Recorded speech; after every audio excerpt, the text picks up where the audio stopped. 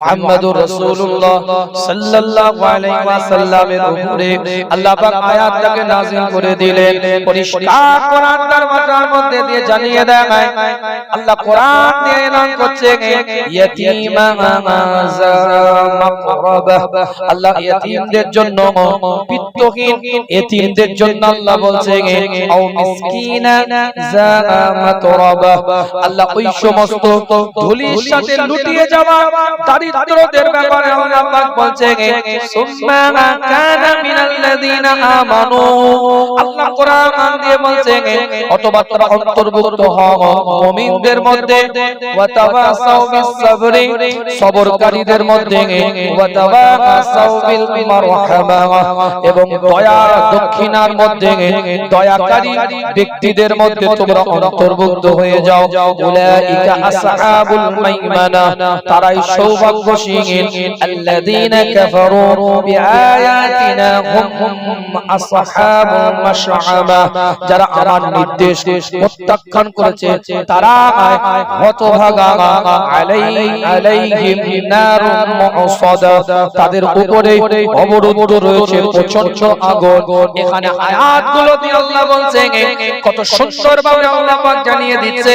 সূরা বালাগ কোরআন শরীফ 90 নম্বর সূরার 20টা আয়াতের মধ্যে আল্লাহ পাক প্রথম দিকে আয়াতগুলোকে রিওয়ায়াত করে প্রথম দিকে আয়াতগুলোকে এলান করে দিয়ে পরিষ্কার করে জানিয়ে দিচ্ছে। আল্লাহ পাক ওই শহরের কসম করে এলান করে দিচ্ছে। শুধু তাই নয়, মানব জাতকে পথ দেখাচ্ছে, রাস্তা দেখাচ্ছে। তোমাদেরকে জবান দিলাম, সেই জবানটা তোমরা কোন দিকে পরিচালিত করলে, তোমাদেরকে মুখ দিলাম, সেই মুখটাকে তোমরা কোন দিকে পরিচালিত করলে। আমি আল্লাহ তোমাদেরকে চোখ দিলাম, সেই চোখটাকে কোন রাস্তায় তোমরা দেখালে, কোন দিকে তোমরা পরিচালিত করলে। একাধিক ইবারতের মধ্যে আল্লাহ আয়াতগুলো দিয়ে জানিয়ে দিয়েছেন এতিমদের প্রতি, মিসকিনদের প্রতি দয়ার কথা আল্লাহ পাক বলছেন। এতিমদের পাশে দাঁড়াও, এতিমদের কাছে যাও, এতিমদেরকে সহযোগিতা করো। পিতৃহীন এতিমদের কাছে দাঁড়াও, মিসকিনদেরকে সহযোগিতা করো। একাধিক আয়াত দিয়ে আল্লাহ বলছেন এমনকি এমন দারিদ্র ধুলোখুনির সাথে, ধুলিকণার সাথে লুটিয়ে গিয়েছে, এই রকম দারিদ্র ব্যক্তিদেরকে সহযোগিতা করো, সবর করো, এবং তার সাথে সাথে দানশীল ব্যক্তিদের অন্তর্ভুক্ত হয়ে যাও। আমি আল্লাহ তোমাদেরকে মাকাম দান করে দেব, মর্যাদা আমি আল্লাহ পাক দান করে দেব। জোরে বলবেন, চিৎকার দিয়ে বলা যাবে না। কত সুন্দর আল্লাহ এই আয়াতের মধ্যে বলেছে। এই 20টা আয়াতের মধ্যে কম বেশি যেটা তেলাওয়াত করেছি, কত সুন্দরভাবে আল্লাহ পাক এলান করেছেন। এতিমদেরকে সহযোগিতা করার কথা বলছে, মিসকিনদের পাশে দাঁড়াতে বলছে, তাদের পাশে দাঁড়িয়ে তাদেরকে সহযোগিতা করো। ছোটখাটো ইবাদত নয়, বড় ইবাদত।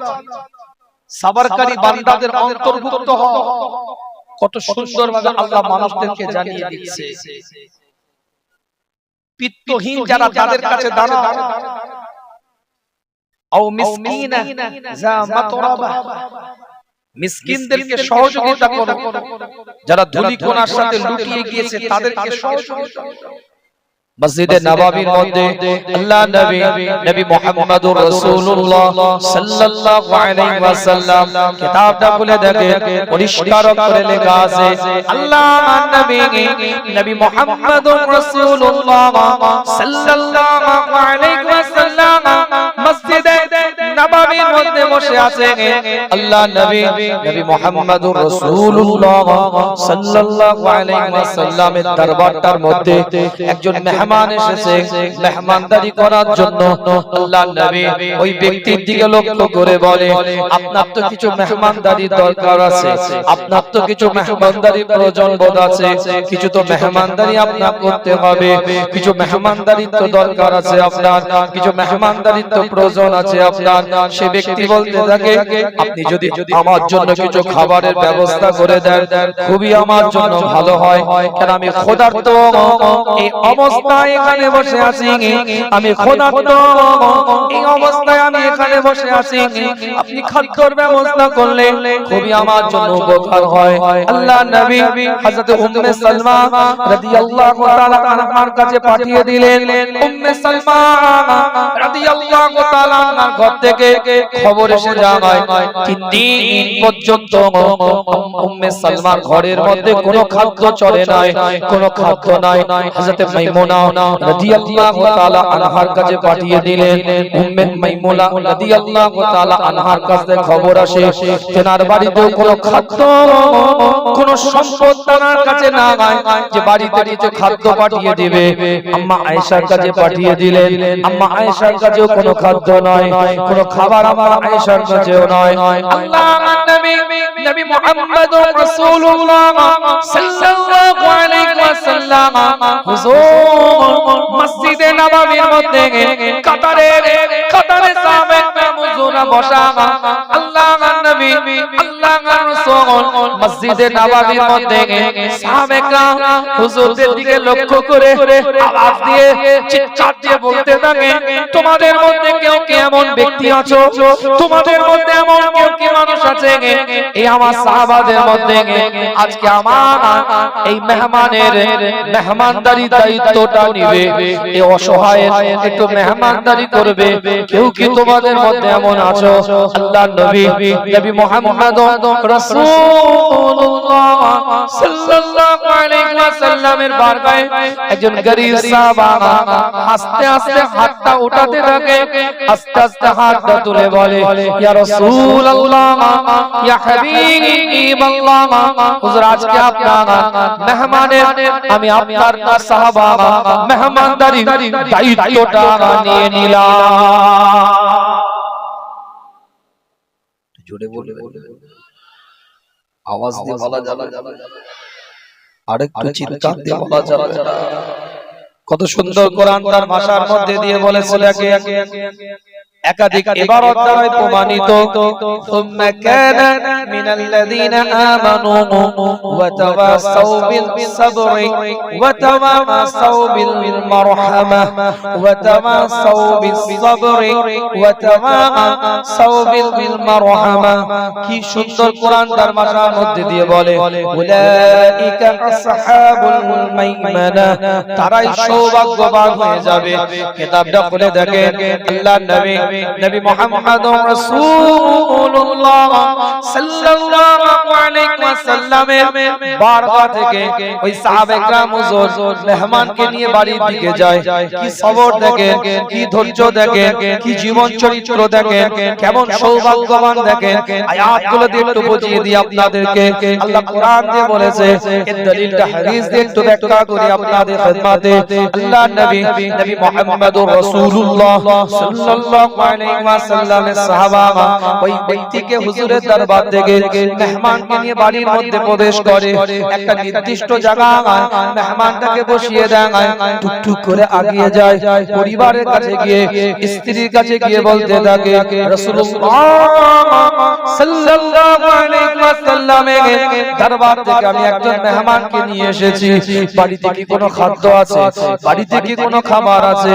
স্ত্রী বলতে থাকে আমার বাড়িতে কেবলমাত্র দুটো বাচ্চা ক্ষুধার্ত, তাদের জন্য অবশিষ্ট কিছু খাবার রাখা আছে, তারা ক্ষুধার্ত অবস্থায় আছে, এই রাতে ঘুমাবার পূর্বে সেই খাদ্যটা খাবে, ওই বাচ্চাদের জন্য রাখা খাদ্য ছাড়া আর কোনো খাদ্য আমার কাছে নাই। কিতাবের riwayat-এর মধ্যে পাওয়া যায় আল্লাহর নবী নবী মুহাম্মদুর রাসূলুল্লাহ সাল্লাল্লাহু আলাইহি ওয়াসাল্লামের সাহাবা আওয়াজ দিয়ে স্ত্রীর দিকে লক্ষ্য করে বলে তোমার বাচ্চাগুলোকে না খাইয়ে ঘুম পাড়িয়ে দাও, ক্ষুধার্ত অবস্থায় বাচ্চাগুলোকে ঘুম পাড়িয়ে দাও। কোন স্বামী কোন স্ত্রী দুজনে কথাবার্তা চলছে, কোন মা ক্ষুধার্ত অবস্থায় নিজেকে সবর করে নিতে পারে, কোন বাবা ক্ষুধার্ত অবস্থায় নিজেকে সামলে নিতে পারে, ধৈর্য ধারণ করে নিতে পারে, কিন্তু কোন মা কোন বাবা বাচ্চা খোদাটাকে কষ্টিনকালে সহ্য করতে পারে না। কিন্তু সেদিনে আল্লাহর নবী মুহাম্মদুর রাসূলুল্লাহ সাল্লাল্লাহু আলাইহি ওয়াসাল্লামের দরবারে মেহমানের মেহমানদারি করার জন্য ওই ছোট্ট বাচ্চাগুলোকে খোদার্ত রেখে ঘুম পাড়িয়ে দেয় মা। সামান্য পরিমাণ খাদ্য নিয়ে রাসূলুল্লাহর দরবারে মেহমানের জন্য ওই বেঁচে থাকা প্রস্তুতি নিতে থাকে খাদ্যটাকে স্বামীর হাতের মধ্যে তুলে দেয়। আপনি গিয়ে আপনার রাসূলুল্লাহর দরবার থেকে মেহমানের মেহমানদারিটা করতে থাকে। আমি বলি না, কোরআন জানিয়ে দেয়, একাধিক ইবারতের মধ্যে এসেছে, হাদিসের বর্ণনা শুনেন। রাসূলুল্লাহর দরবারে সাহাবার স্ত্রী বলে, আপনি যখন তার জন্য খাবারটা নিয়ে যাবেন, এই খাদ্যটা পাওয়ার পরে সে তো আপনাকে সৌজন্যতার খাতিরে খেতে বলবে, কিন্তু আপনি যদি এই সামান্য পরিমাণের খাদ্যের মধ্যে আবার নিজে একটু যদি শামিল হন, তাহলে তো সে ক্ষুধার্তই রয়ে যাবে। স্বামী বলতে থাকে, আমি যখন খাদ্যটা তার কাছে নিয়ে যাব, তুমি লাইটটাকে বন্ধ করে দিবে, আলোটাকে বন্ধ করে দিবে। আমি যখন এই অবস্থায় তাকে খাদ্যটা দেব, আমি হাতটা নাড়াতে থাকবো, সে মনে করবে আমি তার কাছে খাদ্যটা খাচ্ছি। সে ক্ষুধার্ত অবস্থায় সম্পূর্ণ খাবারটা সে নিজে খেয়ে নেবে। আল্লাহর নবী মুহাম্মদুর রাসূলুল্লাহ সাল্লাল্লাহু আলাইহি ওয়াসাল্লামের সাহাবা এই উদ্দেশ্য নিয়ে মেহমানদের কাছে মেহমানদারি করার জন্য খাদ্যটা পেশ করেছে। কিতাবের রিওয়ায়াতের মধ্যে পাওয়া যায়, সম্পূর্ণ খাবার পরে ওই মেহমান ঘুমিয়ে যায়, মুয়াজ্জিন ফজরের ওয়াক্তে আযান দেয়, as-salatu খায়রুম মিনান নাওম। আযান শোনার সঙ্গে সঙ্গে সাহাবা একরাম মসজিদে নববীর দিকে দৌড়াতে থাকে, মসজিদে নববীর দিকে ছুটতে থাকে। রাসূলুল্লাহ ইক্তেদা করে নামাজ আদায় করবে বা জামাত ফজরের নামাজটা পড়বে। নামাজ সমাপ্ত করার পরে আল্লাহর নবী সাহাবা একরাম হুজুরকে ডাকতে থাকে, আমার সাহাবা, গতকাল রাতে তুমি যে আমার মেহমানটার সাথে কি আচরণ করেছো, কি ব্যবহার করেছো, কিভাবে তুমি মেহমানদারি করেছো, কিভাবে মেহমানের সম্মান রক্ষা করেছো, আমাকে আমার আল্লাহ সব কিছু জানিয়ে দিয়েছে। গতকাল রাতে তুমি যখন আমার মেহমানটার সাথে মেহমানদারি করছিলে, তাকে সম্মানে খাদ্য দিচ্ছিলে, সুন্দরভাবে যখন তার সাথে মেহমানদারি আচরণ করছিলে, আল্লাহ পাক ফেরেশতাদের জামাতকে তৈরি করে, ফেরেশতাদেরকে দলবদ্ধ করে আসমানের উপরে জামাত তৈরি করেছিলেন ফেরেশতাদের।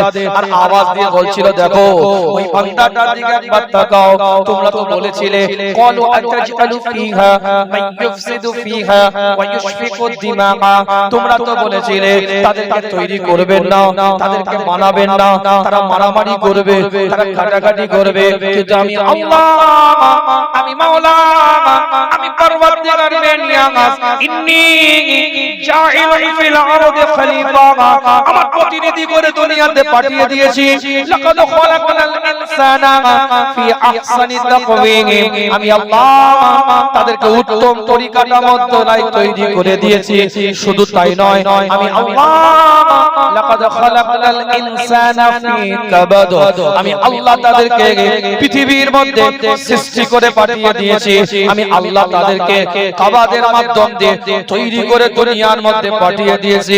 তোমরা তো নিষেধ করেছিলে, দেখো এই বান্দাটা একে অপরকে কতটা মহব্বত করে, কতটা ভালোবাসে, কতটা প্যার করে।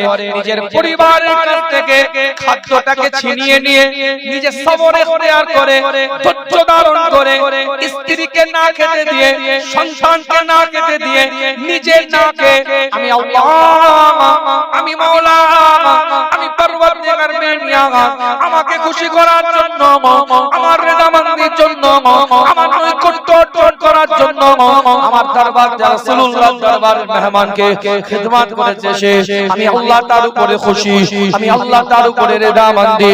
আল্লাহ রাসূল সাহাবাকে বলতে থাকে, আল্লাহ পাক শুধু খুশি হন নাই, আল্লাহ পাক শুধু রেজামন্দি হন নাই, আল্লাহ ফেরেশতাদের সাথে ওয়াদা করেছে, ফেরেশতাদেরকে আল্লাহ ওয়াদা করে বলে দিয়েছে, ফেরেশতাদেরকে আল্লাহ ওয়াদা করে জানিয়ে দিয়েছে তোরা সাক্ষ্য দেখে যা আমি আল্লাহ আমি মাওলা ইন্নাল্লাহা ওয়ার রাজ্জাকু যুল কুওয়াতিল মাতিন আমি আল্লাহ সর্ব রিজিকের উৎস আমার হাতের মধ্যে ইন্নাল্লাহা ওয়ার রাজ্জাকু যুল কুওয়াতিল মাতিন সমস্ত রিজিকের উৎস আমি আল্লাহ আমার মানুষের মধ্যে আমার হাতের মধ্যে আমি আল্লাহ আমি মাওলা সর্ব ক্ষমতার ক্ষমতাবান আমি আল্লাহ পাক ওই পরিবারটাকে কষ্টিন কালেও কখনো খোদার্থ রাখবো না আমি আল্লাহ ওই পরিবারের উপরে রহমতগুলোকে বর্ষণ করে দিলাম।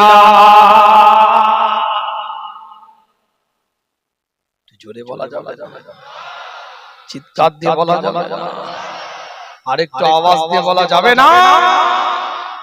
সূরাতুল আয-যারিয়াতের মধ্যে আল্লাহ জানিয়ে দিলেন 51 নম্বর সূরার 55 নম্বর আয়াতে ইন্নাল্লাহা ওয়ার রাজ্জাকু যুল কুওয়াতিল মাতিন একাধিক আয়াত দ্বারা প্রমাণিত। আলোচনা বিস্তারিত নয়, খুব শর্ট আলোচনা করতে হবে, একটু ফাস্ট একটু কথা বলছি আপনাদের খিদমতে। কোরআন শরীফ 90 নম্বর সূরা সূরা বালাদ থেকে আলোচনা শুরু। আল্লাহ এই শহরটার কসম করলেন যে শহরে রাসূলুল্লাহর জন্ম হয়েছে, ওই শহরটার কসম করলেন যে শহরের মধ্যে ইন্না আউওয়ালা বাইতিন উদিয়া লিন-নাস আল্লাযী বিবাক্কাতা মুবারাকান ওয়া হুদাল লিল আলামিন। আল্লাহ পাক ওই শহরটার কসম করলেন যে শহরের মধ্যে মুস্তাফা বিলাদত হয়েছে, সরকারে কায়নাত বিলাদত হয়েছে। শুধু শহরটার কসম করে কি ঘোষণা দিচ্ছে দেখেন, আল্লাহ বলছে আমি আল্লাহ তোদেরকে কাবাদের মাধ্যমে সৃষ্টি করেছি, তৈরি করেছি, তোদের দায়বদ্ধতা আছে, তোদের কর্তব্য আছে, তোদের নৈতিক দায়িত্ব জায়গায় তোদের ঠিক রাখতে হবে। আল্লাহ কোরআন দিয়ে জানিয়ে দেয় ওয়াযাক্কিরু ফাইন্নায যিকরা তানফাউল মুমিনিন। আল্লাহ কোরআন দিয়ে জানিয়ে দেয় 51 নম্বর সূরার 55 নম্বর আয়াতের মধ্যে আগে যে আয়াতটা বলেছিলাম ইন্নাল্লাহা ওয়ার রাজ্জাকু যুল কুওয়াতিল মাতিন, ওটা 58 নম্বর আয়াত ছিল, এটা 55 নম্বর আয়াতে আল্লাহ জানিয়ে দেয় পরিষ্কার কোরআন তার ভাষার মধ্যে দিয়ে জানিয়ে দেয় রাসূলুল্লাহকে আল্লাহ বলছেন নবী আপনি উপদেশটা দিতে থাকেন, আপনি এলানটা করতে থাকেন, ওয়াযাক্কিরু আপনি উপদেশটা দিতে থাকেন, ফাইন্নায যিকরা তানফাউল মুমিনিন। নিশ্চয়ই উপদেশটা মুমিনদের জন্য উপকারে চলে আসবে। এই বান্দাটাকে আল্লাহ তৈরি করলেন, সবাই আমরা জানি খুব প্রসিদ্ধ একটা আয়াত। কেন আল্লাহ তৈরি করলেন, কেন উপদেশটা দিতে বললেন, আল্লাহ কোরআন দিয়ে জানিয়ে দিচ্ছে পরিষ্কার করে আমি আল্লাহ মানব জাতটাকে জিন জাতটাকে তৈরি করেছি। ওয়া মা খালাকতুল জিন্না ওয়াল ইনসানা ইল্লা লিয়াবুদুন। আমি আল্লাহ এই মানব জাতটাকে তৈরি করেছি, জিন জাতটাকে তৈরি করেছি কেবলমাত্র আমার ইবাদতের জন্য, আমার বান্দেগীর জন্য। আল্লাহ কোরআন দিয়ে জানিয়ে দেয়, আল্লাহ কোরআন দিয়ে এলান করে দেয় সূরা আয-যারিয়াতের মধ্যে, সূরা আয-যারিয়াতের 57 নম্বর আয়াতের মধ্যে 51 নম্বর সূরার মধ্যে মা উরিদু মিনহুম মির রিজকিন ওয়া মা উরিদু আন ইউতঈমুন। আল্লাহ কোরআন দিয়ে জানিয়ে দেয় আমি আল্লাহ এই যে মানব জাতটাকে তৈরি করলাম, লাকাদ খালাকনাল ইনসানা ফি কাবাদ, এই যে মানব জাতটাকে তৈরি করলাম, লাকাদ খালাকনাল ইনসানা ফি আহসানি তাকওয়িম, এই যে মানব জাতটাকে তৈরি করলাম, ইন্নী জাইলুন ফিল আরদি খলিফা। কেন আমি আল্লাহ তৈরি করলাম, আল্লাহ কোরআন দিয়ে বললেন এই মানব জাত জিন জাত ইবাদত করবে, বন্দেগী করবে, রিয়াজত করবে, মুরাকাবা করবে, মুশাহিদা করবে, তাসকিয়া নাফস করবে, আত্মশুদ্ধি করবে, জিকির আজকার করতে থাকবে। আল্লাহ আবার ডাইরেক্ট জানিয়ে দিচ্ছে মা উরিদু মিনহুম মির রিজকি ওয়া মা উরিদু আন ইউতঈমুন। আল্লাহ কোরআন দিয়ে জানিয়ে দেয় আমি আল্লাহ তাদের কাছে রিজিক পাবো এই আশায় তাদেরকে তৈরি করি না। মানব জাত আমাকে রিজিক দিবে, আমি আল্লাহ এজন্য তৈরি করি নাই। মা উরিদু মিনহুম মির রিজকি, তারা রিজিক দিবে এজন্য আমি আল্লাহ তৈরি করি নাই। ওয়া মা উরিদু আন ইউতঈমুন, তারা আমাকে খেতে দিবে, তারা আমাকে খাদ্য দিবে, তারা আমাকে খাদ্য দিবে, খেতে দিবে। এজন্য আমি আল্লাহ তৈরি করি নাই। ইন্নাল্লাহা ওয়ার রাজ্জাকু যুল কুওয়াতিল মাতিন। আমি আল্লাহ নিজেই রিজিক দাতা, আমি আল্লাহ নিজেই সর্বশক্তিমান। জোরে বলবেন, অসুবিধা হচ্ছে নাকি? দুপুরের সময় পেটে আমারও খিদে, পেটে আপনাদেরও খিদে। স্লো মোশনে, আলট্রা স্লো মোশনে ওয়াজ এখানে চলবে না, যা হবে একদম টি20 গেম। তাই নো ফুল স্টপ, নো কমা, ফাস্ট আলোচনা করছি। অসুবিধা নেই তো নাকি? বোঝা যাচ্ছে তো আলোচনা কি বলতে চাইছি? সূরা বালাদ থেকে আয়াতগুলোকে বলে কি বোঝাতে চাইছি? আলোচনা গতি আগাবে না দোয়া করে দেব? কি বলছে?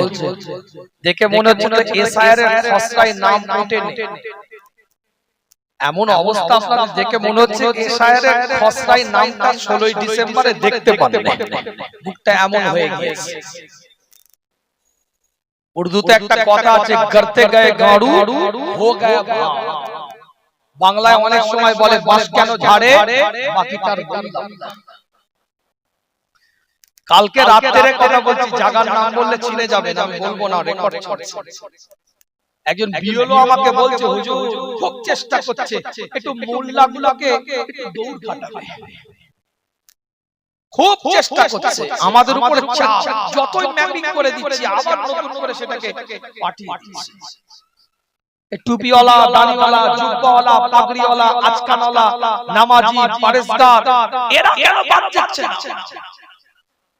এ মোল্লা লুঙ্গি বাহিনী কেন বাদ যাচ্ছে না? আরে বাদ যাবে কি করে? এরা স্বাধীনতার আগের দলিল বুকের মধ্যে নিয়ে বসে আছে। তোরা তো 2002 এর ভোটার লিস্টের গাইডলাইন দেখিয়েছিস। এই মোল্লার বাচ্চা পর্দাদার নামটা 1952 সালের প্রথম অ্যাসেম্বলি ভোটের নামের পর্দাদার লেখা আছে। কথা কিছু বুঝতে পারছেন না? তোরা তো 2002 সালের ভোটার লিস্টের গাইডলাইন দিয়েছিস যে ওই ভোটার লিস্টের 6টা আত্মীয়র সাথে যদি কানেক্ট হয়ে যায়, আগে যাদের উঠে গেছে তো কোনো গল্প নেই, পরে যাদের উঠেছে 6 জন ব্যক্তির সাথে কানেক্ট করতে হবে, রিলেশন দেখাতে হবে। আরে এ মোল্লা বাচ্চা লুঙ্গি বাহিনী যাদেরকে ফাঁসাতে চাচ্ছি, টুপিওয়ালা, দাড়িওয়ালা, জুব্বাওয়ালা যাদেরকে নিয়ে মনে করছিস একটু DM, SP, ADM office, BLO তে একটু দৌড় কাটাবি, বিডিও তে একটু দৌড় কাটাবি, আরে তাদের পর্দাদার নামটা 1992 সালে সর্বপ্রথম স্বাধীনতার পরে যে ভোট অ্যাসেম্বলি হয়েছিল তাতে তার পর্দাদার নামটা ভোটার লিস্টে আছে। অনলাইন হয়ে গেছে, আপনারা কিছু বুঝতে পারছেন না? তারপরেও একটু দুগুনি ভাব আমাদের ছিল, এই কথা বাস্তব বলতে হবে। আমার ছিল, আমি যেটা বলছি এটা ওপেন ওপেন, আমার দুগুনি ভাব ছিল। কেন প্রশ্ন করেন হুজুর? কেন? আপনার তো 17 পোস্টের দাদা ভারতবর্ষে, আপনার কেন দুগুনি? আপনার কেন পালপিটিশন? আপনার তো 17 পোস্টের দাদা এখানে এসেছে। বাদশা অরঙ্গজেব আপনাকে 361 তৌজি সম্পত্তি, মুজাদ্দিদ জামানের 6 পোস্টের দাদা মুস্তাফা মাদানিকে নজরানা দিয়েছিল, হাদিয়া দিয়েছিল 361 তৌজি সম্পত্তি। তার দলিলটা আমার ঘরে আছে। হুজুর আপনার কিসের টেনশন? টেনশন অন্য জায়গায়। 9,30,000 একর সম্পত্তি আমাদের, 9,30,000 একর সম্পত্তি আমাদের। লান তানালুল বিররা হাত্তা তুনফিকু মিম্মা তুহিব্বুন। আমাদের পূর্বপুরুষ আমাদের জন্য আল্লাহর রাস্তায় 9,30,000 একর সম্পত্তি দান করে গিয়েছিল। রাজ্য সরকারের বাবার নয়, কেন্দ্র সরকারের বাবার নয়, এটা মুসলমানের বাবার সম্পত্তি। সেই 9,30,000 সম্পত্তির উপরে ওয়াকফ অ্যামেন্ডমেন্ট বিলের নামে যদি কালা আইন করে, কালা হাত যদি সেখানে থাবা বসাতে পারে, আমাদের সম্পত্তি যদি আমাদের কাছ থেকে ছিনিয়ে নিতে পারে, মসজিদ, মাদ্রাসা, মাকতাব, লিলবডি, এতিমখানা, কবরস্থান, আমাদের চ্যারিটির সম্পত্তি ওয়াকফ, এটা যদি আমাদের কাছ থেকে কালা আইন করে সংখ্যায় একটু বেশি দেখিয়ে যদি এটাকে আমাদের কাছ থেকে কেড়ে নিতে পারে, তাহলে আমাদের উপরে অত্যাচার আসতে পারে। কথাটা বোঝা যাচ্ছে না? আমি ডাকবো না, কি করবো বলেন? আপনার স্বেচ্ছাসেবক মেইনটেইন করেন, ওয়াজে ডিস্টার্ব করবেন না। না আমি বলবো স্বেচ্ছাসেবক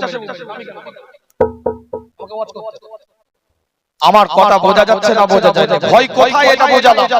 ভয় জেনুইন কাগজে নাই, এজন্য নয়।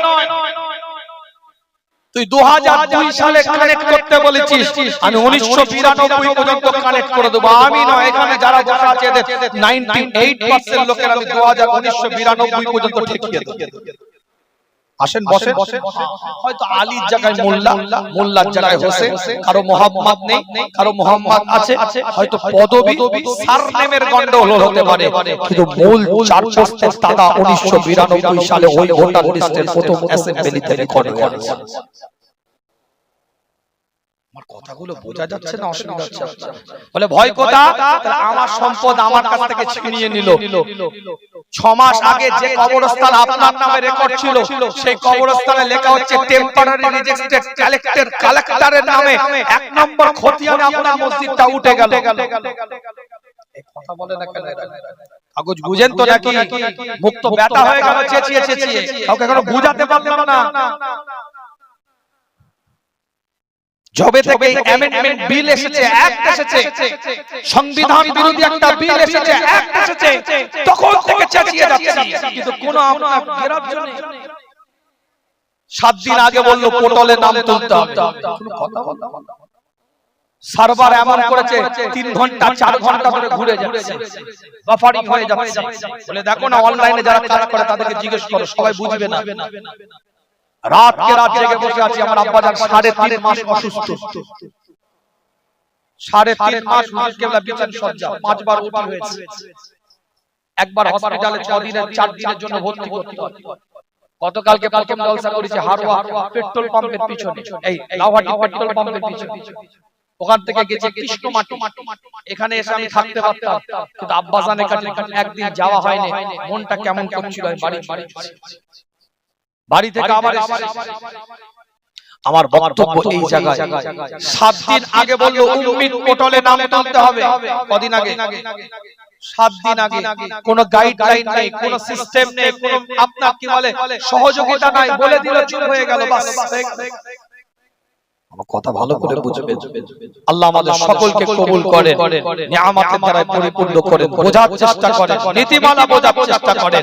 একটা গ্রামে, একটা পাড়ায়, একটা মহল্লায়, একটা এলাকায় 5টা রাজনৈতিক দলের নেতা কর্মী থাকবে। ওটা গ্রামের সৌন্দর্য, গ্রামে ওটা সৌন্দর্য। প্রত্যেকের নিজ নিজ রাজনীতি করার অধিকার, পলিটিক্স করার অধিকার আছে। এটা তার গণতান্ত্রিক অধিকার, সাংবিধানিক অধিকার।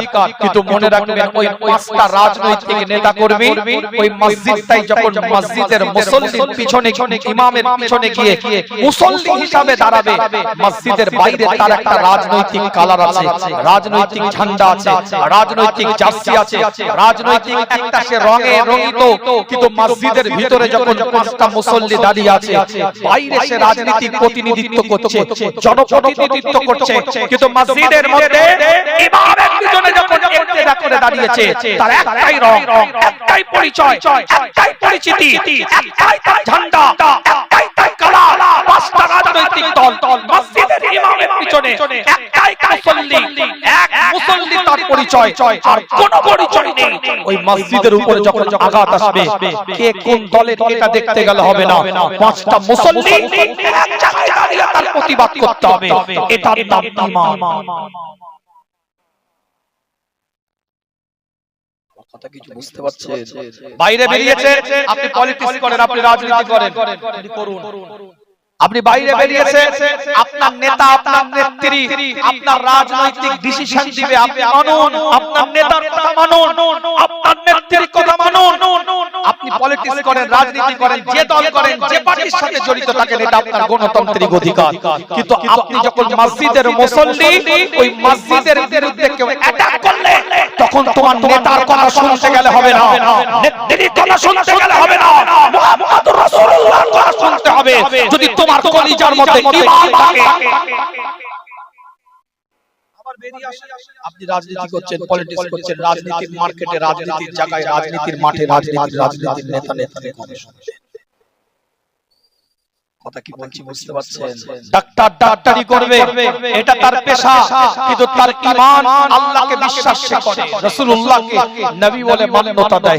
উকিল ওকালতি করবে, এটা তার পেশা, কিন্তু তার পরিচয় মুসলমান রাখতে হবে যদি সে নিজেকে মুসলমান বলে দাবি করে। স্পষ্ট বক্তব্য দিচ্ছি আপনাদের খেদমতে, কোন ফুটবলার ফুটবল খেলে, তার এটা পেশা। কোন ক্রিকেটার ক্রিকেট খেলে, এটা তার পেশা। কোন আপনার স্কুল মাস্টার মাস্টারি করে, এটা তার পেশা। কোন প্রফেসর প্রফেসরি করে, এটা তার পেশা। কোন আপনার প্রিন্সিপাল প্রিন্সিপালি করে, এটা তার পেশা। কিন্তু প্রিন্সিপাল ঈমানদার, প্রিন্সিপাল মুসলমান, ডাক্তার ঈমানদার, উকিল ঈমানদার, আইপিএস ঈমানদার, এসপি ঈমানদার, আইসি ঈমানদার, এসআই ঈমানদার, বিএসএফ ঈমানদার, পাইলট ঈমানদার, ক্যাপ্টেন ঈমানদার। তার পেশা ক্যাপ্টেন হতে পারে, কিন্তু ঈমানের জায়গায় ঠিক থাকতে হবে। আপনি রাজনীতি করেন, পলিটিক্স করেন, এটা আপনার রাজনীতি করাটা আপনার গণতান্ত্রিক অধিকার, কিন্তু আপনি মুসলমান, আপনার যেমন রাজনীতির পরিচয় রাজনীতি করছেন, মুসলমানের পরিচয় মুসলমানিত্বের পরিচয় রাখতে হবে। আমার কথা কিছু বুঝতে পারছেন না? বুঝতে পারছেন? ডাক্তার ডাক্তারি করবে, মুশরিকি কাজ করলে তাকে মুশরিক বলতে হবে, এটাই উকিল ওকালতি করবে, যদি মুশরিকি কাজ করে তাকে মুশরিক বলতে হবে, এটাই মাস্টার মাস্টারি করবে, মুশরিকি কাজ করলে তাকে মুশরিক বলতে হবে, এটাই তার কাছে a square plus 2b plus b square শিখবো, তার কাছে বীজগণিতের ফর্মুলা শিখবো, তার কাছে সিলেকশন শিখবো, তার কাছে শোষণ শিখবো, তার কাছে ভূগোল শিখবো, কিন্তু সে মুশরিক মাস্টার। প্রফেসর প্রফেসরি করবে, তার যোগ্যতা আছে, লেকচার দিবে, তাকে সম্মান দেব, সে আমার শিক্ষক হিসেবে, কিন্তু যদি সে মুশরিকি কাজ করে, সে মুশরিক প্রফেসর। আইপিএস তার একটা সম্মানীয় জায়গা আছে, যদি সে মুশরিকি কাজ করে, সে মুশরিক আইপিএস। ওসি তার সম্মান আছে, কিন্তু সে যদি মুশরিকি কাজ করে, সে মুশরিক ওসি বলতে হবে। কেউ রাজনীতি করে, পলিটিক্স করে, রাজনীতির সাথে জড়িত আছে, সে জনপ্রতিনিধি, জনদরদি, জনগণের কাজ করে, ভালো মানুষের পাশে দাঁড়ায়, অসহায়কে সহযোগিতা করে, এর জন্য তাকে স্যালুট করি, সম্মান দিই। কিন্তু যদি সে মুশরিকি কাজ করে, সে মুশরিক, এটা বলতে হবে, এটা তার ঈমান। এই কথা বলেন না কেন? কথা ভুল হচ্ছে নাকি? কথা কলজেই লাগছে নাকি? প্রতাবে কাইয়ুমের বাড়ির ছেলে, ও দরে খিলখিলা কথা আমি বলি না। আমার দাদা জান বলতেন, মোটা ভাত মোটা কাপড়টা রেখে যাচ্ছি, হক কথা বলবি, মানুষ যদি নেয় যাবি, নালে ঘরে বসে থাকবি, যা রেখে যাচ্ছি তো ছেলে ছেলে ছেলে। জন কাটতে আসিনি আপনারা, কথা কিছু বুঝতে পারছেন না? বুঝতে পারছেন? জীবনের নীতিমালা তৈরি করেন, ইউনিটির জায়গায় আসেন, একতার জায়গায় আসেন, পলিটিক্স পলিটিক্সের জায়গায় রাখেন, রাজনীতি রাজনীতির জায়গায় রাখেন, আপনার গ্রামকে একটা প্ল্যাটফর্মে আনেন, ঐক্যের জায়গায় আনেন। তুই রাজনীতি করিস, আমার গ্রামে যখন 16 আনা ব্যাপার হবে, আমি একটা জায়গায় আসব, তোর জায়গায় তোর পেশা থাক, তুই তোর ঠান্ডা নিয়ে ঘুরিস, কিন্তু আমার একটা গ্রাম, আমার একটা পাড়া, আমার একটা মহল্লা। কি ভাই কথা ঠিক বলছি না? রাগ করবেন না। আমার কথা একমত না দ্বিমত মনে হচ্ছে যে হুজুর ভুল ভাল বলছে, এরকম কিছু মনে হচ্ছে নাকি? সূরা বালাদের এক একটা আয়াতের তাফসীর করছিলাম, এক একটা পয়েন্টের উপর আলোচনা করে যাচ্ছিলাম, অসহায়ের পাশে দাঁড়াবার বিষয়ে আলোচনা করছিলাম। আজ আপনারা এসেছেন, আল্লাহ কবুল করেছেন, কিছু কথা না বললে নয়, তাই আপনাদের খেদমতে বলে গেলাম। আমার কথায় একমত না দ্বিমত। কে কে একমত একটু হাতটা তুলে দেখানো যাবে? কে কে একমত গ্রামে একতার জায়গায় ঐক্যের জায়গায় আনতে হবে? কে কে একমত একটা জায়গায় হাত তুলে দেখা যাবে? তাকবীরে ধ্বনি দেন, নারায়ে তাকবীর, নারায়ে তাকবীর। সিলসিলায়ে ফুরফুরা শরীফ, সিলসিলায়ে ফুরফুরা শরীফ, মাসদাকে মুজাদ্দিদে যা, মাসদাকে মুজাদ্দিদে যা,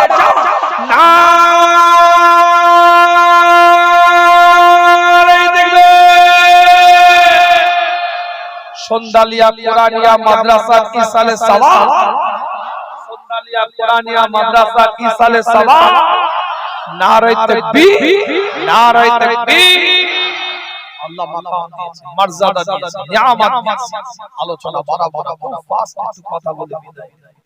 আল্লাহ নবী আল্লাহ রাসূল সাহাবে کرام হুজুরদের সাথে আলাপ আলোচনা করতে থাকে, সাহাবে کرام হুজুরদের সাথে কথাবার্তা বলতে থাকে। এক একটা আলোচনা আপনাদের খিদমতে সূরাতুল বালাদ থেকে দলিল দিয়েছি একটার পর একটা, সূরাতুল ইমরান থেকে দলিল দিয়েছি একটার পর একটা, সূরা আয-যারিয়াত থেকে দলিল দিয়ে বুঝিয়েছি আপনাদের খিদমতে। জীবন এখান থেকে তৈরি করতে হবে, নাটক করলে হবে না, অভিনয় করলে হবে না, ড্রামাবাজি করলে হবে না। মাকাম আল্লাহ পাক বানিয়ে দিবে, নিয়ামত আল্লাহ পাক দিয়ে দিবে, মর্যাদা আল্লাহ পাক দিয়ে দিবে, মাকাম আল্লাহ পাক নিয়ামতের দ্বারাই পরিপূর্ণ করে দিবে। এজন্য পূর্ণাঙ্গতার দরকার আছে, পরিপূর্ণতার দরকার আছে। আল্লাহ কোরআন দিয়ে পরিষ্কার করে জানিয়ে দেয়। সূরার নাম সূরাতুল আরাফ, কোরআন শরীফ কিতাবটা পড়ে দেখেন 7 নম্বর সূরা 181 নম্বর আয়াতের মধ্যে আল্লাহ পাক এলান করে দেয়, ওয়া মিম্মান খালাকনা উম্মাতুন ইয়াহদুনা বিল হাক্কি ওয়া বিহি ইয়াদিলুন। আল্লাহ কোরআন দিয়ে জানিয়ে দেয় কত সুন্দর ভাবে আল্লাহ বলছে, মানব জাত আল্লাহ তৈরি করলেন, কিন্তু এই তৈরি সৃষ্টির মধ্যে একটা দলকে আল্লাহ পাক বানিয়েছে, ওয়া মিম্মান খালাকনা উম্মাতুন ইয়াহদুনা বিল হাক্কি। এমন একটা দলকে আল্লাহ পাক তৈরি করেছে, এমন একটা দলকে আল্লাহ পাক সৃষ্টি করেছে। সেই দলের কাজ হচ্ছে মানুষকে হকের পথে ডাকবে, ন্যায়ের পথে ডাকতে থাকবে, এবং ন্যায় বিচার করতে থাকবে। ন্যায় বিচার করাটা একটা হকটা দলকে আল্লাহ পাক বানিয়ে নিয়েছে, একটা দলকে আল্লাহ পাক তৈরি করে দিয়েছে। কিতাবটা করে দেখেন না, বাংলাতে আলোচনা আপনাদের খিদমতে নয়। আল্লাহ নবী মুহাম্মদুর রাসূলুল্লাহ সাল্লাল্লাহু আলাইহি ওয়াসাল্লামের সাহাবা হযরত ওমর ইবনে খাত্তাব রাদিয়াল্লাহু তাআলা আনহু, হযরত ওমর ইবনে খাত্তাব সিদ্দিক আকবরের যুগে, আমিরুল মুমিনিনের যুগে, খলিফাতুল মুসলিমিনের যুগে কিতাবটা বলে দেখে পরিষ্কার করে লেখা আছে, একটা বুড়ি মা ঘরের মধ্যে প্রবেশ করেছে। বুড়ি মার কাছে গিয়ে বলতে থাকে, আমি কিছু কর্ম তোমার করে দিই, আমি কিছু কাজ তোমার করে দিই, কিছু কাজের সহযোগিতা আমার তোমার করতে থাকি। বুড়ি মা আওয়াজ দিয়ে বলে, না তোমায় করতে হবে না। তারপরে ওমর ইবনে খাত্তাব বলে, আমি ওমর ইবনে খাত্তাব এসেছি তোমার কিছু কর্ম করে দিই, তোমার কিছু কাজ করে দিই। বুড়ি মা বলতে থাকে, না করতে হবে না। কিন্তু বুড়ি মা চোখে দেখতে পায় না, পরিবারে কেউ নাই, কোনো কর্মদান করার মতন কেউ নাই। বুড়ি মাকে বলে, তাহলে তোমার কাজগুলো কে করে দেয়? বুড়ি মা আওয়াজ দিয়ে বলে, একজন ব্যক্তি এসে তোমার কাজগুলোকে করে দিয়ে যায়, তোমার কর্মগুলোকে করে দিয়ে যায়। বুড়ি মা দিকে লক্ষ্য করে কিতাবটা খুলে দেখে ওমর ইবনে খাত্তাব বলে, সে ব্যক্তিটাকে বুড়ি মা আওয়াজ দিয়ে বলে, 2 বছর আমার কাজ করে, কিন্তু এখনো পর্যন্ত নিজের পরিচয়টা আমাকে দেয় না, আমাকে পরিচয় গোপন করে সে তার আমার সব কর্ম করে দেয়। আবার বলতে থাকে, সেও করে, আমি একটু করি আপনাকে সহযোগিতা। বুড়ি মা বলে, না যে করে সেই ভালো। ওমর ইবনে খাত্তাব বলে, কেন ভালো? বলে 2 বছর কাজ করে, নিজের গোপন রেখেছে পরিচয়টাকে, আর তুমি প্রথম দিনে এসে বলছো খাত্তাবের বেটা ওমর এসেছে, না করতে হবে না, যে করে সেই আমার জন্য ভালো। আয়াত কি মনে আছে? ভুলে গেল হবে না, আয়াতটা পড়তে হবে। সূরা বালাদের আয়াত মনে রাখতে হবে। একজন নিঃস্ব ধুলিকণার সাথে যারা জড়িত আছে, ওই মিসকিনদের পাশে যারা দাঁড়ায়, এতিমদের পাশে যারা দাঁড়ায়, অসহায়দের পাশে যারা দাঁড়ায়, তোমায় কাজ করতে না, চলে যাও। চোখে তো দেখতে পাই না ওমর ইবনে খাত্তাব, যাও চলে যাও, নাম বলো কে করে বলে না আমাকে। ওমর ইবনে খাত্তাব রাদিয়াল্লাহু তাআলা আনহু কিতাবটা খুলে দেখে, লুকিয়ে লুকিয়ে ফলো করে কে বুড়িমার কাজ করে, কে বুড়িমার কর্মগুলো করে দিয়ে যায়, কে কোন কর্মটা করতে থাকে। কিতাবটা খুলে দেখে ওমর ইবনে খাত্তাব রাদিয়াল্লাহু তাআলা আনহু লক্ষ্য করে দেখে একজন ব্যক্তিত্ব ঘরের মধ্যে প্রবেশ করছে। সে ব্যক্তি অন্য কেউ না হয় হযরত আবু বকর সিদ্দিক রাদিয়াল্লাহু তাআলা আনহু। আস্তে করে জুতোটাকে খুলে নিলেন। সেই যুগে তিনি খলিফাতুল মুসলিমিন, আমিরুল মুমিনিন, খেলাফতের শাসন তার কাঁধের মধ্যে। রাসূলুল্লাহ সাল্লাল্লাহু আলাইহি ওয়াসাল্লামের ইন্তেকালের পরে 2.5 বছর তিনি রাজত্ব করেছিলেন। এই 2.5 বছরের খেলাফতের দায়িত্ব পাওয়াকালীন হযরত আবু বকর ঘরের মধ্যে প্রবেশ করে, জুতোটাকে খুলে নেয়, ঠিক করে ঘরের মধ্যে প্রবেশ করে যায়, তার সমস্ত কর্মগুলো করে দেয়, উঠোন পর্যন্ত ঝাড় দিয়ে দেয়, আসবাবপত্র ব্যবস্থা করে দেয়। বুড়িমা দেখতে পায় না, বুড়িমা চোখের মধ্যে অন্ধ, বুড়িমা কোনো কর্ম করতে পারে না। আসবাবপত্র ঠিক করে দেয়, খাবারগুলোকে সুন্দর করে বুড়িমার জন্য সাজিয়ে দেয়। নিজে ওই অবস্থা হয়, টুকটুক করে চলে যেতে থাকে, উঠোনটাকে ঝাড় দিয়ে। সামনে হযরত ওমর ইবনে খাত্তাব দাঁড়িয়ে গেছে। ভাই ওমর তুমি এখানে? বলে আমার তো ধারণা ঠিকই ছিল, কিন্তু আমি চোখে দেখতে চেয়েছিলাম কে ব্যক্তি সে। আমি তো ভেবেছিলাম এ আবু বকর ছাড়া কেউ নয়, এ সিদ্দিক আকবর ছাড়া কেউ নয়, এ আমিরুল মুমিনিন ছাড়া কেউ নয়, এ খলিফাতুল মুসলিমিন ছাড়া কেউ নয়। আমি চোখে দেখতে চেয়েছিলাম আসলে কি আবু বকর নাকি, আমার ধারণাটা আসলে কি সত্য নাকি।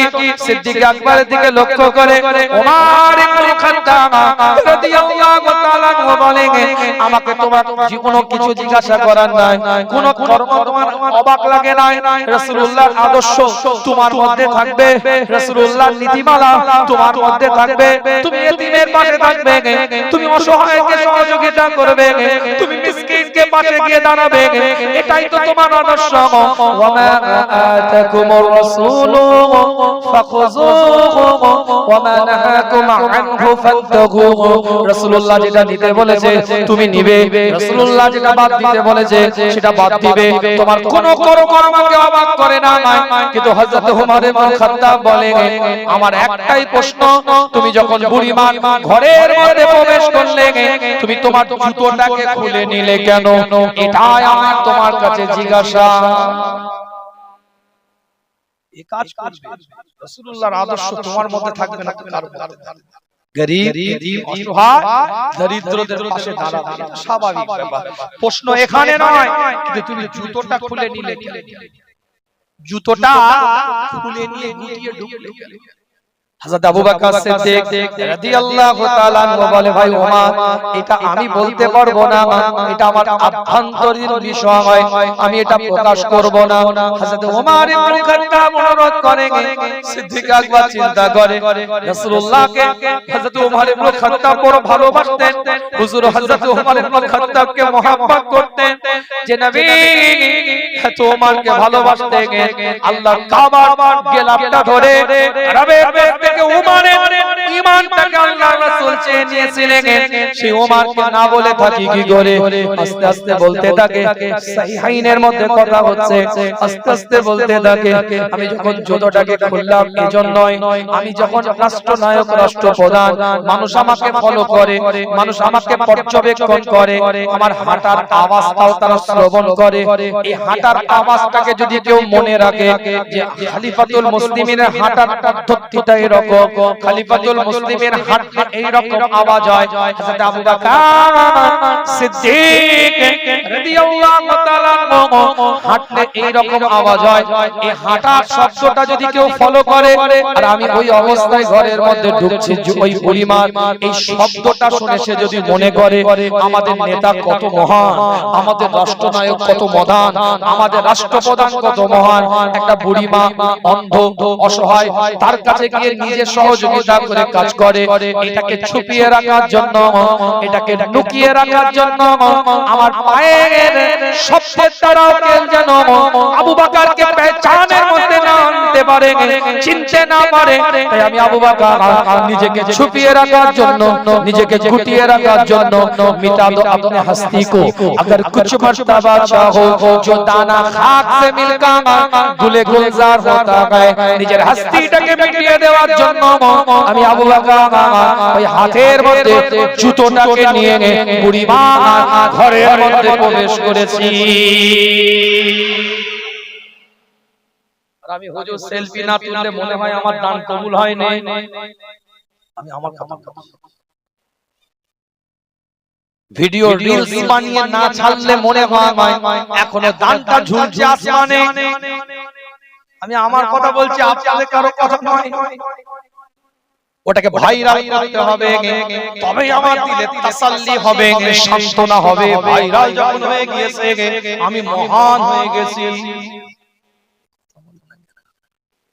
পায়ের আওয়াজেও চিনে না যায় নিজেকে এইভাবে গুটিয়ে রাখে ছোট্ট করে বলি আপনাদের খিদমতে জীবন তো তাদেরকে দেখে তৈরি করতে হবে আদর্শ তো তাদেরকে দেখে বানাতে হবে মাকাম তো আল্লাহ পাক তাদেরকে দিয়ে দিবে মর্যাদা আল্লাহ তো তাদেরকে দান করে দিবে এই সূরাতুল বালাদের মধ্যে আল্লাহ কত সুন্দর ভাবে জানিয়ে দিচ্ছেন আল্লাহ পাক বলছেন তোদের দুটো চোখ আমি আল্লাহ দিয়েছি শীতল করে দিয়েছি চোখগুলোকে আমি আল্লাহ তোদের কণ্ঠদ্বয় দিয়েছি আমি আল্লাহ তোদেরকে বলার ক্ষমতাটাও দান করেছি কিতাবটা খুলে দেখেন যুবক ছেলে বাগদাদের জমিনে পরিষ্কার করে লেখা আছে যুবক ছেলে বাগদাদের জমিনে জনের কাজ করে দের মজুরের কাজ করে একজন অর্থশালী ব্যক্তিত্ব বাড়ির কাজ করাবে বাড়ির কর্ম করাবে সংসারকে খোঁজার জন্য বাগদাদের জমিনের মধ্যে শহরের মধ্যে ঘুরে বেড়াচ্ছে নির্দিষ্ট একটা জায়গায় যেখানে জনখাটা মানুষ পাওয়া যায় দেখবেন কলকাতাতে শহর কেন্দ্রিক অনেক জায়গায় ওই চৌরঙ্গির মোড়ে বিভিন্ন জায়গায় তালতলার মোড়ে পাকসার কেসে আমি যেগুলো দেখেছি বিভিন্ন রাজমিস্ত্রি দাঁড়িয়ে থাকে বিভিন্ন ছুতর মিস্ত্রি দাঁড়িয়ে থাকে একদিন কাজ করবে মজুরি আপনি দিয়ে দিবেন আপনার কর্মগুলো করে দিবে এরকম জনখাটা মানুষ এলাকায় আছে না নাই কর্মগুলো করার জন্য নির্দিষ্ট একটা জায়গায় গেলে পাওয়া যায় তাদেরকে জিজ্ঞেস করে কোথায় রে সলিমউদ্দিন কোথায় রে আব্দুল সাত্তার কোথায় রে আব্দুল জব্বার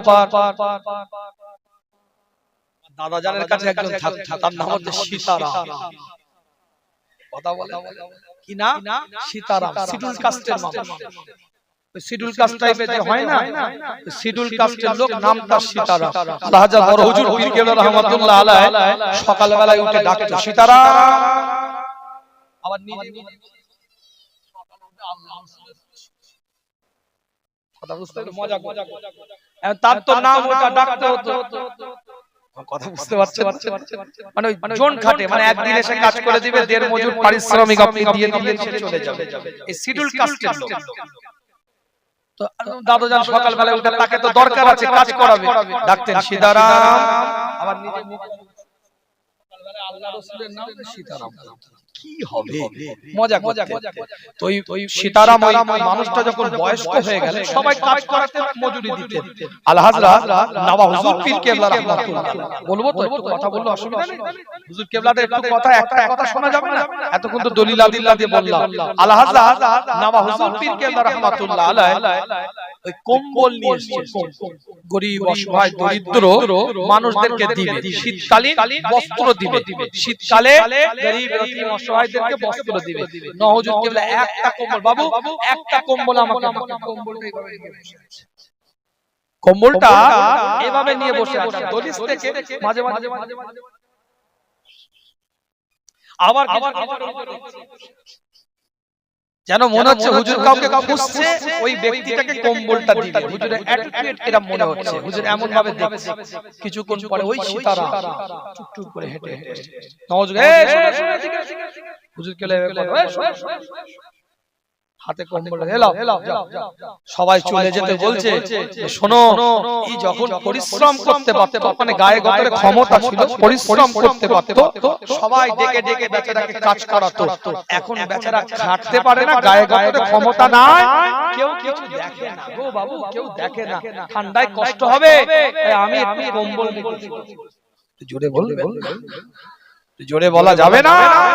এটার নামই তো মানবতা রে বাবা, এটাই তো ভ্রাতৃত্ব, এটাই তো সংস্কৃতি। আর আমরা সংস্কৃতিটাকে কোথায় নিয়ে ফিট করলাম? ধর্ম যার যার, সব সবার, ওই স্লোগানে আমরা সংস্কৃতি ফিট করে ফেললাম। যাক, ওদিকে আজকে আলোচনা নয়, একদম সময় স্বল্পতা। বাগদাদের জমিনে দাঁড়িয়ে আছে ওই দেড় মজুর দিন আনে দিন খায় আমার লোককে নেবার জন্য একটা অর্থশালী ব্যক্তিত্ব। দাম জিজ্ঞেস করছে কত? বলে 4 দেনা। কত? 4 দেনা। একটা যুবক ছেলে ঘর থেকে বেরিয়ে এসেছে, আওয়াজ দিয়ে বলছে আমি 3 দেনার নেব আপনার কাছ থেকে, কিন্তু দুটো শর্ত আছে। দুটো শর্ত আছে। একটা, আমি আপনার প্রশ্নের কোনো উত্তর দেব না, আর দ্বিতীয় নাম্বার, আমার আযান যখন কানে পড়ে যাবে আমি কোনো কাজ করব না, বাজামাত মসজিদে গিয়ে জামাতের সাথে নামাজ আদায় করব। জোরে বলে, জোরে বলা যাবে না? কিতাবটা খুলে দেখে পরিষ্কার করে লেখা আছে, পরিষ্কার করে আপনি দেখতে পাবেন বাগদাদের জমিনে অর্থশালী মানুষরা, অর্থশালী ব্যক্তিত্বটা তাতেই রাজি হয়ে যায়, সব কর্ম তার হাতের মধ্যে তুলে দেয়, সব কাজগুলো তাকে দিয়ে দেয়। সারা দিন ধরে অন্যান্য জনেরা, অন্যান্য শ্রমিকরা যে কাজটা করে, এই ব্যক্তিটা যে 3 দিনারে রাজি হয়েছে, দুটো শর্তের বিনিময়ে এই ব্যক্তিটা 3 দিনারে রাজি হওয়া শ্রমিকটা 2 ঘন্টার মধ্যে সব কাজ তার সমাপ্ত করে দেয়, সব কাজ তার দিয়ে করে দেয়। আরো কাজ দিয়েছে, আরো কাজ করতে আরম্ভ করে। মসজিদের মধ্যে মুয়াজ্জিন আযানটা দিয়েছে, হাইয়া আলাস সালাহ, আযান দেওয়ার সঙ্গে সঙ্গে ছুটতে থাকে, দৌড়াতে থাকে। ওই বাগদাদের জমিনে অর্থশালী মানুষরা বলে যাবেন আপনি কোথায়? তার সন্তান বলে কোন জায়গায় আপনি যাচ্ছেন? বলে তোমার সাথে আমার কোনো কথা নাই, তোমার আব্বার সাথে কথা হয়ে গিয়েছে। মসজিদের মধ্যে মুয়াজ্জিন আযান দিলে আমি কারোর সাথে কোনো কথা বলবো না, নামাজ শেষ করে চলে এসেছে। পরিবারের মানুষদেরকে এত ভালো লেগেছে, পরিবারের মানুষদেরকে এত ভালো লেগেছে, তার সাথে খাওয়ার কোনো শর্ত হয় নাই, কিন্তু পরিবারের লোকেরা বলছে, মায়েরা বলছে যে একটু দাও না তাকে খেতে, এত ভালো একটা জন, কত সুন্দর, তোমার সব কাজ কম সময়ে করে দিল, অতিরিক্ত আরো কাজ করে দিচ্ছে, একটু খাদ্য দাও, একটু খাবারটা তাকে নিয়ে দিয়ে দাও। দুপুরের খাবার এসেছে। বাগদাদের জমিনে ওই অর্থশালীর পরিবারে ওই জনটা আওয়াজ দিয়ে বলতে থাকে আমি রোজার হালাতে আছি, আমি খাদ্য খেতে পারবো না। মসজিদের মুয়াজ্জিন ততক্ষণ পর্যন্ত মাগরিবের আযানটা না দেয় আমি নফল রোজা এটা পশ্চিম কালেও ত্যাগ করতে পারবো না, আমি রোজার হালাতে আছি। একজন শ্রমিক জনঘাটে সে কিন্তু নফল রোজা রাখছে, আর আজ আপনি আমি ফরজ রোজা রাখতে গেলে গুটকার কথা মনে পড়ে যায়। গুটকা খেতে পারবি না রে, রোজা রাখতে বিদায় নেব আপনাদের খিদমত থেকে। খুব ফাস্ট একটু আলোচনা করি। আবার পরের দিনে গিয়েছে বাগদাদের জমিনের অর্থশালী ব্যক্তিত্ব, ওই জনটাকে আবার পরের দিনে বাড়ির মধ্যে নিয়ে আসলে কাজের জন্য। ওখানে গিয়ে খবর পায় জন সপ্তাহে একটা দিন এসে কাজ করতে থাকে। তার বক্তব্য হচ্ছে একদিন বান্দার হক আদায় করে দেব, আমার কিছু পারিশ্রমিক এসে যাবে, আর 6 দিন আল্লাহর দরবারে সেজদায় লুটিয়ে থাকবো।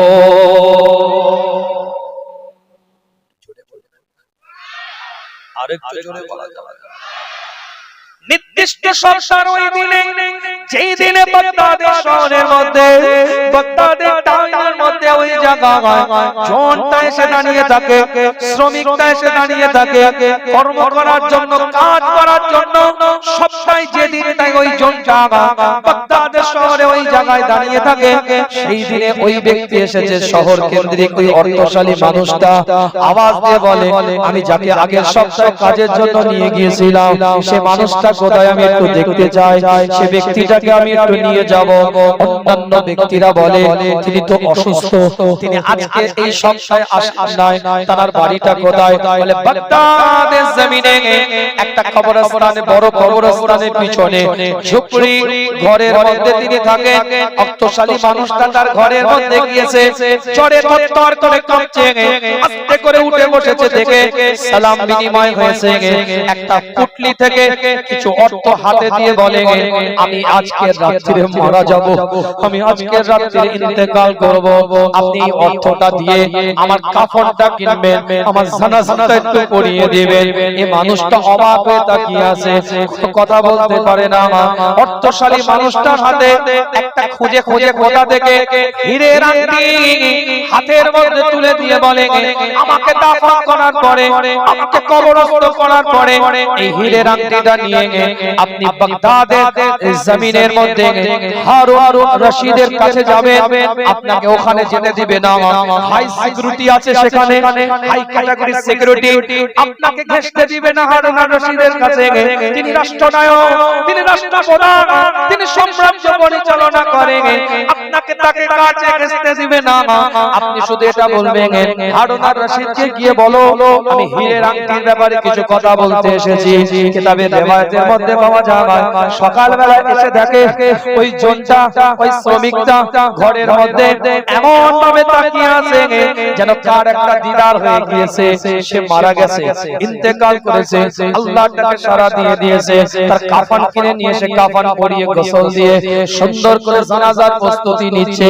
বাগদাদের জমিনে অর্থশালী মানুষটা বলতে লাগে আমি তো দুজনকে নিয়ে গিয়েছিলাম তার জানাজা পড়তে, কিন্তু গোটা মাঠ কারা যেন কাতারে কাতারে ভরিয়ে দিল, কারা যেন এসে জানাজার নামাজে কাতারে কাতারে দাঁড়িয়ে গেল। কিতাবটা খুলে দেখে নাবানুয়াটি আলোচনা আপনাদের খিদমতে নয়, জালিল কেন্দ্রিক দুটো কথা আপনাদের খিদমতে, একটা পয়েন্টের উপর আলোচনা আপনাদের খিদমতে। ওই আংটিটাকে নিয়ে কবরস্থানে দাফন করে বাগদাদের জমিনে ওই হারুন রশিদের দরবারে দাঁড়িয়ে কিতাবের রিওয়ায়াতের মধ্যে পাওয়া যায় আটকে দিয়েছে, যেতে দেয় না। এই ব্যক্তি বলতে থাকে হারুন রশিদকে গিয়ে বলো, হারুন রশিদকে গিয়ে জানিয়ে দাও, হারুন রশিদকে গিয়ে শুনিয়ে দাও আমি হীরের আংটির ব্যাপারে একটু কথা বলতে এসেছি। বলার সঙ্গে সঙ্গে ডেকেছে, আংটিটা হারুন রশিদের হাতের মধ্যে তুলে দিয়েছে। হারুন রশিদ বাগদাদের জমিনে অর্থশালী মানুষটাকে বলতে থাকে এই আংটি তুমি কোথা থেকে পেলে? সে আংটি কোথা থেকে পেলে? বলে একটা যুবক ছোটখাটা দেড় মজুর কাটা মানুষ আমাকে দিয়েছে। বলে সে ব্যক্তি কোথা? বলে কিছুক্ষণ আগে মারা গেছে, বাগদাদের কবরে তাকে কবরস্থানে দাফন করে দিয়ে এসেছি। ছুটতে থাকে হারুন রশিদ, দৌড়াতে থাকে কবরস্থানের দিকে, আর ছুটতে থাকে। কবরস্থানে গিয়ে কবরের কাছে হাঁটু গেড়ে বসে অজস্র কাঁদতে থাকে। একজন রাষ্ট্রনায়ক, একজন রাষ্ট্রপ্রধান অজস্র রোনাজারি করে। অর্থশালী ব্যক্তিটা বলতে থাকে আরে কিছু তো বলেন, যে আংটিটা আমাকে দিয়ে গেল সেও কিছু আমাকে বললো না, আপনাকে আমি আংটিটা দিলাম আপনিও কিছু বলছেন না, কিছু তো খোলাসা করেন, আপনি কবরে বসে এত কাঁদছেন কেন, এত রোনাজারি আপনি করছেন কেন? হারুন রশিদ বলে যে ব্যক্তি তোমাকে আংটি দিয়ে গিয়েছে ওই ব্যক্তিটা অন্য কেউ নয়, ওটা আমার কলিজার টুকরা, আমার সন্তান। আপনার সন্তান জন খাটে, আপনি রাষ্ট্রনায়ক, রাষ্ট্রপ্রধান, আপনার সন্তান দেড় মজুর দিন আনা দিন খেটে লোকের বাড়িতে কি বলছেন আপনি? বাদশা হারুন রশিদের চোখ দিয়ে পানি টোসা গড়িয়ে যাচ্ছে। আওয়াজ দিয়ে বলতে থাকে তৎকালীন যুগে বিখ্যাত একজন সুফি মানুষ দাউদ তাবেঈনদের যুগের ব্যক্তিত্ব, রাসূলুল্লাহকে যারা দেখেছে তাদেরকে সাহাবা বলা হয়, সাহাবাদেরকে যারা দেখেছে তাদেরকে তাবেঈন বলা হয়, আর তাবেঈন হযরতদেরকে যারা দেখেছে তাদেরকে তাবেঈন বলা হয়। বলে রাসূলুল্লাহর দরবারে ওই তাবেঈনদের সাথে সঙ্গী হয়ে দাউদ তাইব মুরিদ ছিল। দাউদ তাইব তাইর ভক্ত ছিল, দাউদ তাইর কাছে গিয়ে বসতো, এমন আল্লাহ পাক তাকে কবুল করেছে। বারবার আমাদেরকে বলতো, আব্বা ছেড়ে দাও, এই দুনিয়ার সাম্রাজ্যের কোনো দাম নেই। মায়ের কদমটা ধরে বলতো, মা। জুবাইদা বেগমকে বলতো, মা ছেড়ে দাও, দুনিয়ার এই সম্পদের কোনো দাম নেই মা, সবকিছু বাদ দাও, আল্লাহর হয়ে যাও, সবকিছু ছেড়ে দাও, রবেরকে সন্তুষ্ট করে নাও, সবকিছু ছেড়ে দাও, আল্লাহর নৈকট্য অর্জন করে ফেলো। বারবার আমাদেরকে বলতো, কিন্তু আমরা তার কথা কর্ণপাত করি নাই। দুনিয়ার মোহ আমাদেরকে গ্রাস করে নিয়েছে, দুনিয়ার মোহ আমাদেরকে নিয়ে নিয়েছিল।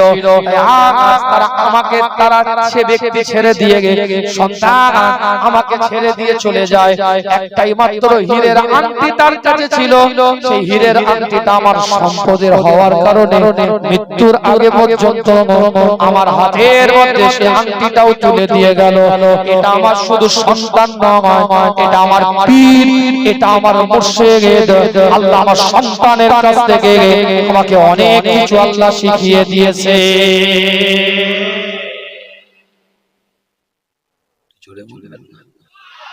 আরেকটু জোরে বলা যাবে না? আসেন রাসূলুল্লাহর সামনে দাঁড়িয়ে সালাতুস সালাম